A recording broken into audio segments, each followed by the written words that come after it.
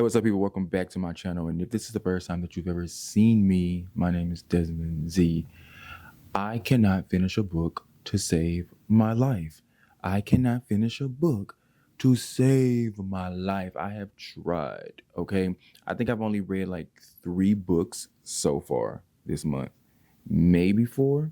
I've DNF'd like 45, okay? It's not working. I am currently reading a book. Like today has been the first day in like the last week and a half where I've gotten significantly far in a book. And I'm talking like, what chapter am I on in this book? Chapter 8. Before that, it's been a real struggle. It's been a real struggle. And I know like I know better than to force myself to read something if I'm not in the mood to read. Some may call it a reading slump. I know some people don't really like that term. They don't like reading slump. But what else do I call it? But I do have some books that I really want to finish before the end of the year. And so let's just talk about them. Let's talk about the books that I want to finish before the year ends, because today is, like I said, today's the first day where it's like, I think I'm back on track now. And so I got some books that I really want to get to. Wild Dark Shore, Wild Dark Shore. I have heard a lot about this book. I've seen, quite a few people talk about it, and I'm really, really interested. Say it with me, class. I tried it on audio. It wasn't working. So about the physical. So about the physical. How many? Take a shot. Like if you go through my videos, take a shot every time I said that. You'd be drunk as a skunk. But I did try this on audio. It wasn't working. So, but also nothing's really been working for me on audio. Every book that I've read, I think for the most part, has really been physical. But this is about a family. This man named Dominic Salt and his 3 children are caretakers of Shearwater, a tiny island not far from Antarctica. Home to the world's largest seed bank, Shearwater was once full of researchers, but with sea levels rising, the salts are now its final inhabitants.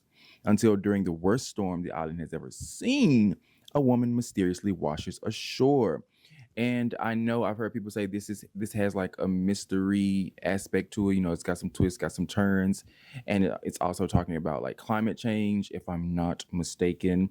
Um, so yeah, I am really, really interested to get into this. I will say that when I started it, this isn't like a spoiler or anything, because I think I was in like the very beginning. I didn't get far in this. What made me really interested in this, because the dad, he was like, if I had to save one of my children, or if I wished my children dead, which one would I save? Something like that. Something along the lines like that. I think I would save the youngest because he's most like me. I can't fully remember, but I was like, they getting into it. They getting in some mess. It's giving drama. It's drama. So I'm here for this. I really, really, really want. Next time y'all see me, I think I will have finished this, and then we'll come back and we'll talk about it. We'll discuss. If you read this, let me know what you thought. Let me know what you had thought about that one. Okay. This is one that I've spoken about before, The Wilderness. I want to finish this before the end of the year. I don't know if I will. I'm bringing this up again because I was really, really excited about this book. And the only reason why I am not 100% sure is because it's giving more short, interconnected stories, is what it's feeling like. And y'all know how that is with me. Y'all know how I feel about the interconnected stories. We start with one character. I can't even remember her name, but she's traveling with her grandfather because he's very old and he basically wants to end his life. Okay, that's not a spoiler. You learn that very early on. Also, take a shot however many times you hear me say, oh, that's not a spoiler. It's in the beginning of the book. It's not a spoiler. It's in the synopsis. Like, once again, drunk as a skunk. But I was with that character. She's with her grandfather because he wants to end his life because he's old, sick, something like that, yada, yada, yada. And then we jump to one other character, which is fine, but I from what I've seen other people talking about it, that's just the nature of the book altogether. We jump from character to character. And I know with art, it's told in different forms, it's created and it's meant to be digested in different ways. So everything doesn't have to flow the same way, life will be boring.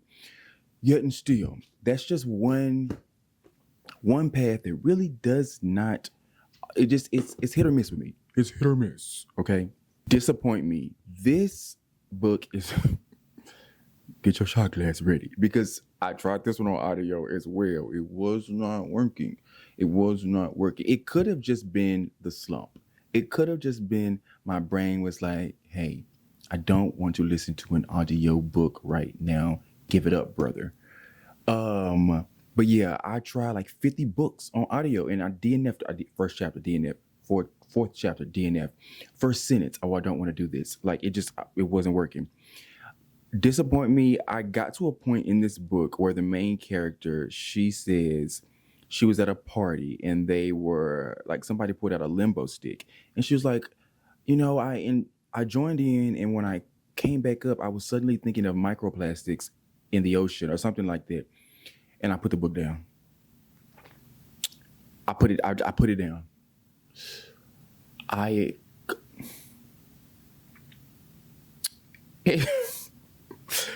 characters like that, people like that. You have to be in the mood for them. You have to. I too get like that sometimes. I too, my mind it wanders, and I'm thinking about the state of the world. I'm very much Jaden Smith, and I am having an existential crisis, and then I'm thinking about, oh, what am I going to eat for dinner? And just like all these thoughts running through my head, and yet myself, I'm like, I can't even deal with myself right now. I don't want to. I don't want to hear it, Desmond. So characters like that, writing like that, I have to be in a mood. I have to be in a certain mood for it. I put the book down because I was like, girl, what do you mean? What are you talking about? You was at the limbo. And suddenly you're thinking of microplastics. Like, so yeah, this is about a woman. I think she's 30 years old with a lifetime of dysphoria and hold on, fuck boys. 30 years old with a lifetime of dysphoria and fuckboys rattling around in her head. Max is plagued by deep dissatisfaction. This is basically about a party girl. Um, she's entered her 30s and she's like, okay, where do we go from here? What do we do? I need to get my shit together. Do I continue on this path or what? Blase, blase, blase, right? Y'all know that's kind of up my alley. I love somebody trying to get their shit together. I love somebody whose life has been thrown into disarray and they're really just trying to find their way. Okay. That sounds very, very cliche, but we're gonna see. We're gonna see. But her that limbo, when she was limbo and she was talking about microplastics, I was just like, okay, girl, come off it. What are we doing? What are we doing? This book is about a 29-year-old PhD student by the name of Ingrid Yang. She is doing her dissertation on this poet, their name, Zhao Wen Chao, I believe is how you pronounce it. She wants to get her finish her dissertation and never read about Chinesey things again. She accidentally stumbles upon a strange and curious note left in the archives about this poet and believes that this note is her ticket out of academic hell. And so, it's all about the institution of education, academics, and all of those things, I do believe. I am paraphrasing, but I really want to read this. If you've read it, let me know how did it go for you. Uh it's like how many pages is this? Oh, y'all know how I feel. Y'all know how I feel. It's like right at 400. Oh, those we've entered the author's notes. 396 it says is when the book ends, and then after this author's notes. So, basically 400 pages. We gonna see.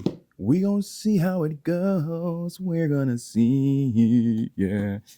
Speaking of long books, let me tell y'all. let me tell you something. I've seen this book. I've seen quite a few people talk about this book. I have seen quite a few people talk about the bee sting. Talk about the bee sting. And I too want to be stung. I know that's corny, but y'all gonna allow me. Allow me a corny joke or two, okay? I've heard people say this is about family. This is about mess, drama in a family. It's about climate change. It's about exactly what is this book about?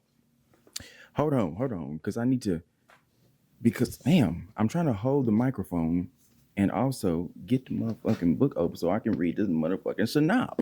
Hold on, we getting it together. The Barnes family is in trouble. Dickie's once lucrative car business is going under, but Dickie is spending his days in the wood. What are you doing in the woods? Building oh, they tell you, building an apocalypse-proof bunker with a renegade handyman. His wife Imelda is selling off her jewelry on eBay and half-heartedly dodging the attention of fast-talking cattle farmer Big Mike, while their teenage daughter, Cass, formerly top of her class, seems determined to binge drink her way through her final exams. As for 12-year-old PJ, he's on the brink of running away. My God. Everybody in this, this family, in this household, seem to got some shit going on. And I just know, I am going to reach a point in this book and I am going to be like, end it. I am going to be like, please release me. Okay. Take the shackles off my feet so I can dance. It's really, but I want to read it. I want to read it. I feel like I have to. This is a lot of pages, man. This is a lot. This is like 600 something pages. What do we have to say? I know some of y'all. I've said it a million times, and I'll say it again. Y'all be reading them long ass fantasy books that's 92 million pages long. So this is nothing for y'all. This is a walk in the park. But for me, man, I don't know. I would have to do. I'm gonna have to do some of this on audio, some of this ebook, some of this physical. It's gonna have to be a lot of mixing and matching going on because this is a lot. But yeah, basically this is a family drama. Everybody in this family, the mama, the daddy, the daughter, the son, they all got some shit going on. We getting backstory on everybody, and so I just know it's gonna take me some time with this. But before December 31st, 2025, I want to finish this. I will try. Okay, the Dominion. I've talked about this book before. Get your shot glass ready because I tried this on audio. It was not working, so I had to get the physical. And this is really short. This is like only 200 some pages. Yeah, it's like 220 something pages. I am really enjoying this. It was only one narrator that really was kind of like, I'm like, oh, this ain't working for me. This ain't working for me. His voice was just a little too deep for my liking. It was real, and I said, and I was like, "What, boy? What are we talking about here? What about what? Because depending on how I'm talking, what I'm saying, sometimes I get excited in my voice. It goes up. I get a little high in the pitch, and then but I feel like if I'm just at a normal resting state, then it get a little it get a little raspy. I got a little bass, a little baritone in there. But I was like, I don't know what the hell this man is saying. Okay. So I had to get the physical. I am really enjoying this, and it's messy. It's talking about people in the church. People in the church ain't always what they seem. Everything that glitters ain't gold. They in the pulpit preaching the word, but they doing devilish things. Okay. And we know that to be true. We know that to be true. Just because somebody's preaching the word of God, baby, they don't mean they're a good person. So I am really enjoying this, and I want to finish this. I will finish this. By the next time y'all see me, this will be finished. So yeah, we'll reconvene on this one. Fundamentally, that's the one that I'm currently reading. The book is a satirical novel. I know I've said it a lot. I don't really care for satire. So Desmond, why the hell are you reading a book if you know you don't really like satire? Shut up. I like to give things a try. There have been plenty of things that I've read where it wasn't really my cup of tea, but then I end up liking it. I end up enjoying it. So the synopsis, it seemed like something I might enjoy, but even though the delivery might not be the best for my taste, but it is a fierce, wildly funny, and razor sharp exploration of radicalism, family, and the quest for belonging. Fundamentally, Bowley inspects one of the defining controversies of our age and introduces a fearless new voice in contemporary fiction. So yeah, a woman named Nadia Amin, a witty and big-hearted PhD, publishes an article on de-radicalization. Everything changes after that. The UN comes calling with an opportunity to put her theory into practice and lead a rehabilitation program for women caught in the crosshairs of harmful ideology. So yeah, she takes a job basically because her girlfriend broke up with her, so she needs to leave London. For the most part, I've locked in. I have been paying attention. It's been really hard for me for the last couple of weeks with books, but this one is the first one in a while where I'm actually following along. I'm paying attention. So we're gonna see how it fundamentally goes. I might come back and say I DNF'd it. You never know. You never know. What is this? The Ghost Rider. This is another one that I've heard quite a bit about. First of all, let's talk about this. Y'all know, I've said it before, I don't read a lot of fantasy. And fantasy novels are the ones that mostly get this type of, like, they get the sprayed edges and the cutesy dootsy books. And we don't really get that with contemporary fiction, literary fiction. We don't really get all the special designs like you fantasy readers. So I was like, oh, I like this. Hold on. So I had to get it. So I had to get it. But this book is about a woman. She's a ghostwriter, and she gets the opportunity to ghostwrite a new novel, and it's for no one other than her own father. Okay. And years ago, back in 1975, the Taylor family shatters in a single night when two teenage siblings are found dead in their own home. The only surviving sibling, Vincent, never shakes the whispers and accusations that he was the one who killed them. Decades later, the legend only grows as his career as a horror writer skyrockets. And so now Olivia Dumont, she's a ghostwriter. She's spent her entire professional life hiding the fact that she is the only child of Vincent Taylor. And so now she's gotten the opportunities to ghostwrite a book, and he's ready to share his story, blase, blase. And we're going to see, obviously, it's going to be twists, it's going to be turns, secrets will be revealed. I'm really excited to get into this. I've heard nothing but good things. So I hope that I enjoy it as much as everyone else. I hope. This book was $3.99, so I had no choice but to pick it up. It was $3.99. Okay. Also, I would really like to know, half price books, when y'all are pricing the books, because I've said this about books before that were actually really, really cheap. There were multiple of these on the shelves. One was like $14.99. One was $7.99. This particular copy was $2.99. Nothing's wrong with it. There were no scratches. The pages weren't torn. It's no pages missing from what I can tell. No scribbling or scrabbling in the book. So why was one $2.99 and the other one was $14.99? I'm not complaining. Maybe I should edit this out. Don't bring it to their attention. I mean, obviously they know. But why? What's the difference in price? If anybody's ever worked at half price books, I need y'all to let me know in the comments. Why is one $15 and one is $3, and it's the same book, and they both in great condition? I was perplexed, but I grabbed the $3.99 one. Why wouldn't I? You think I'm crazy?